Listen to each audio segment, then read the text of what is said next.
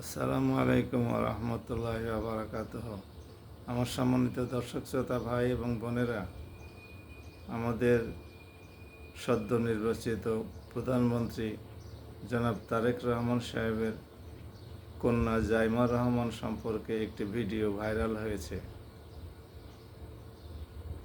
যারা এই সমস্ত কাজগুলো করেন তাদের উচিত আমাদের মা বোনদের সন্তানদের প্রতি সম্মান প্রদর্শন করা।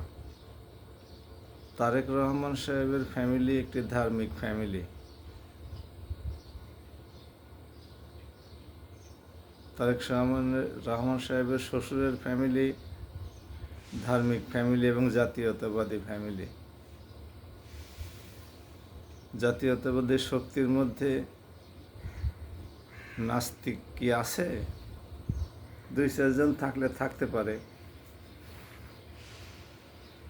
সবচেয়ে বড় কথা হলো, ধর্মীয় বিশ্বাস যতই নগণ্য বা মজবুত হোক না কেন, তারেক রহমানের মেয়ের মতো একজন শিক্ষিতা মেয়ে, তার পক্ষে কি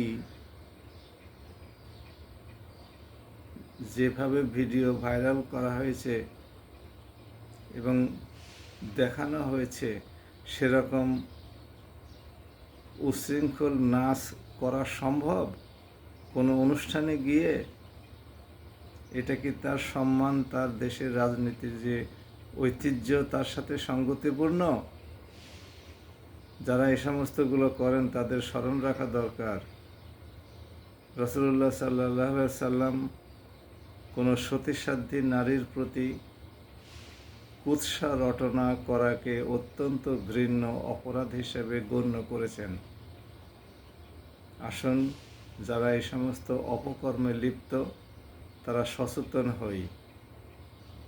তা না হলে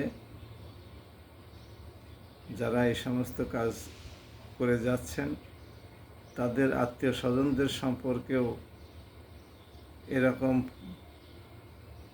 অপপ্রচার চালানোর, ভিডিও ভাইরাল করার প্রবণতা বাড়তে পারে। এটা কারোর জন্যই সুখকর হবে না। আসুন, আমরা রাজনৈতিক দলগুলো, রাজনৈতিক নেতৃবৃন্দর যতটুকু যার সম্মান ততটুকু প্রদান করি এবং এই সমস্ত ঘৃণ্য কাজ থেকে বিরত থাকি। মহান আল্লাহ আমাদের তৌফিক এনায়েত করুন। আল্লাহ হাফেজ। বাংলাদেশ জিন্দাবাদ।